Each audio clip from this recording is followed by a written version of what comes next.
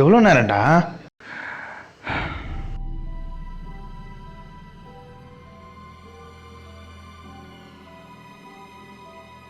மச்சான் இருடா வரேன்.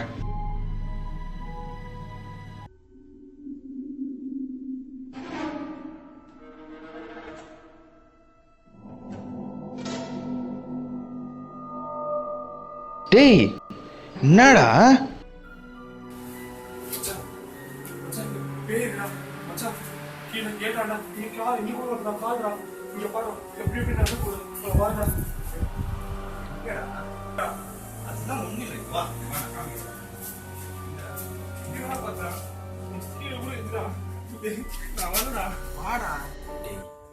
பேயின்றதெல்லாம் ஒன்றும் கிடையாதுடா.